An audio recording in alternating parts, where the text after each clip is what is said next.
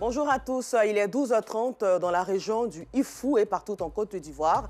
Encore merci à vous de suivre le temps d'information sur RTI2. Redoutée par la majeure partie des femmes, l'entrée dans la ménopause est déterminée par une période de 12 mois depuis les dernières menstruations. Avec comme symptômes courants les bouffées de chaleur, l'étape de la ménopause inquiète.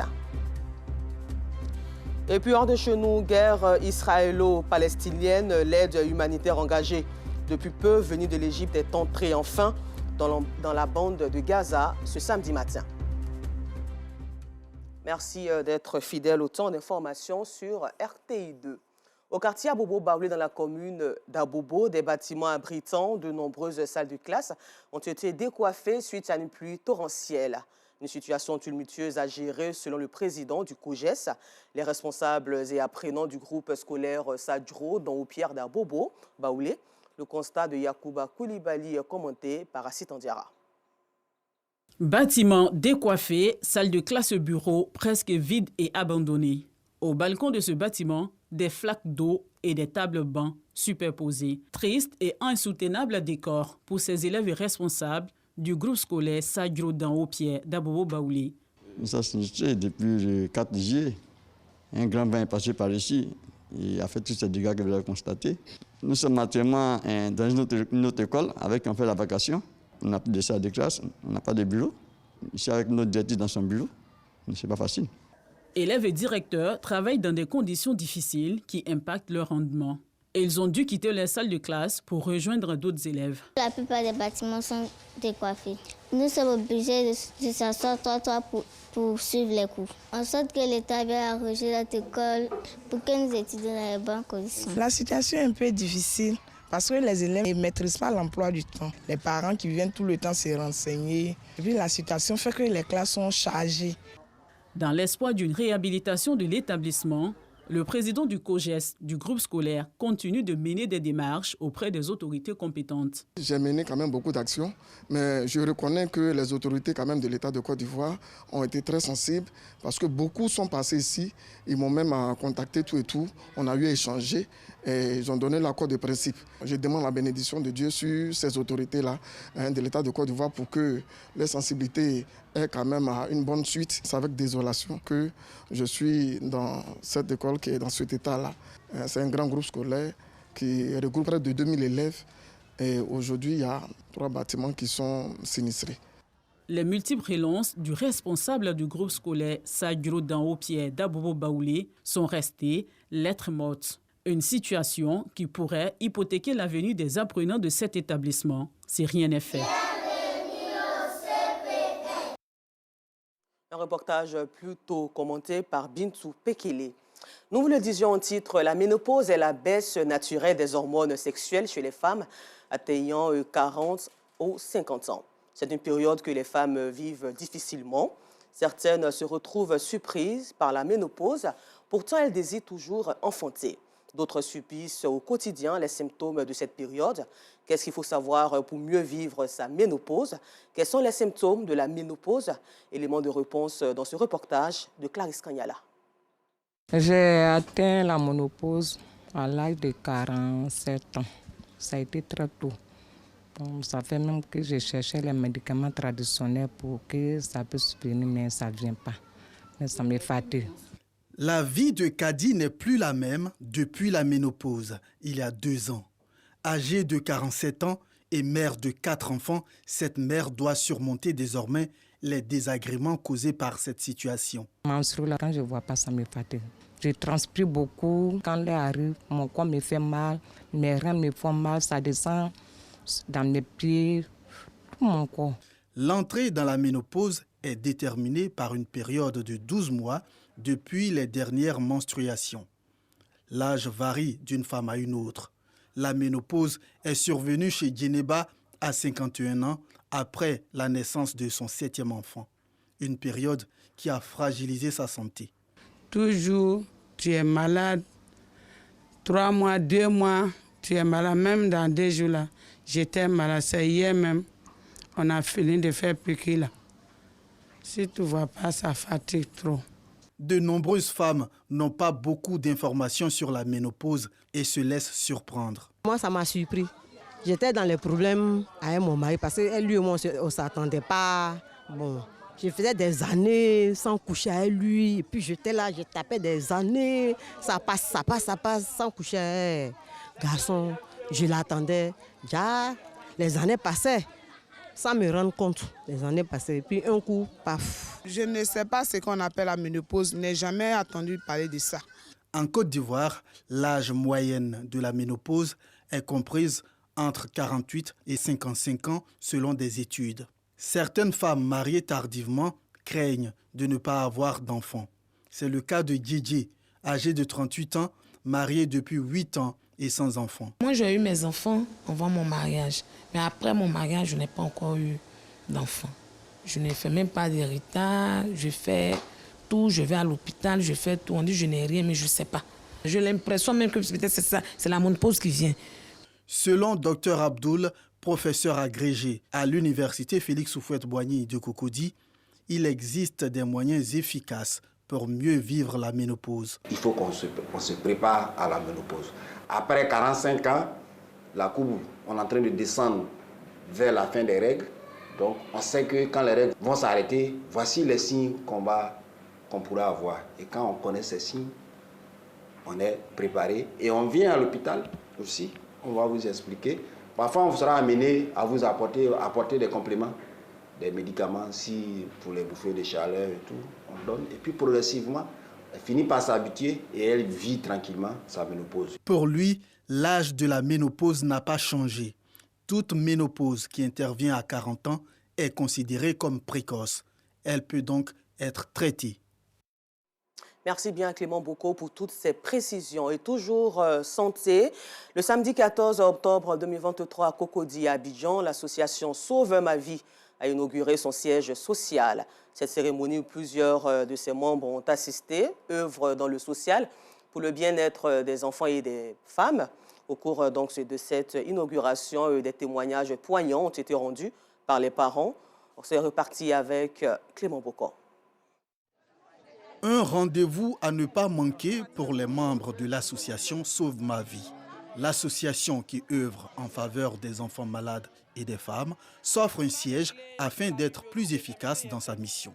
L'inauguration a été faite par Dr Roland Yapi Yapo, président fondateur, et Ézéchiel Zéa, parrain de la cérémonie. Merci à tous ces membres qui sont dans le groupe qui font que la générosité se manifeste.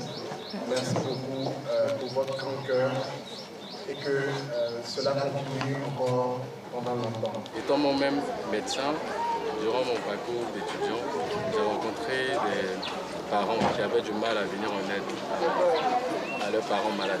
Voilà. Donc je me suis dit pourquoi ne pas contacter mes amis, mes collègues et ensemble on va cotiser 1000 francs par mois pour essayer de financer l'opération de certains malades. En marge de cet événement, une opération de don de sang a été organisée dans le but d'avoir des réserves en cas de nécessité. Des parents dont les enfants ont déjà bénéficié de la générosité de l'association Sauve ma vie témoignent. C'est la maman de l'enfant Diallo qui souffrait d'une occlusion intestinale par bride parce qu'il avait été opéré une première fois et la deuxième fois, il a eu un autre problème. Et c'est là que j'ai eu à avoir le contact de Dr Roland Yapo. Vous m'avez tous tendu la main. Je ne pourrais pas tous vous connaître, mais je voulais être devant vous pour vous dire merci. Sauve ma vie a été fondée en 2021 et compte à ce jour plus de 5000 adhérents avec un peu plus de 6 millions de francs CFA déboursés pour sauver des vies. Et dans un autre registre, la vente à domicile est une pratique traditionnelle adoptée par bon nombre de commerçants en Côte d'Ivoire.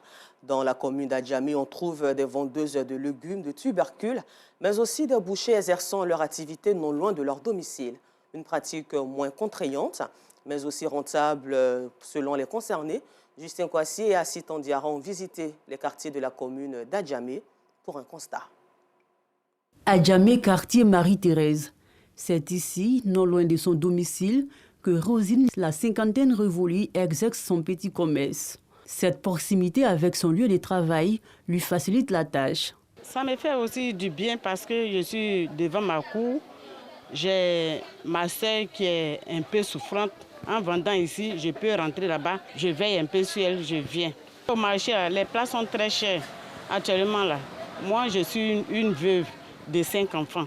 Bon, je ne vais pas aller courir au soleil là-bas, alors que devant ma porte là, vraiment, je trouve que c'est mieux. Ça marche un peu. Même si j'ai un bénéfice de 2000 francs par jour, c'est un peu bon.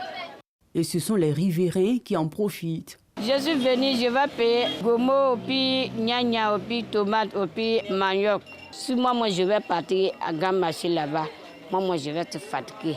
À cause de ça, je vais venir ici, je vais payer à charge, je suis catée ici. Si je vais partir à grand marché, je vais payer 30 fois là, c'est beaucoup. Mon l'argent là, c'est pas beaucoup. Sa voisine, Rosine Rwamba, exerce la même activité.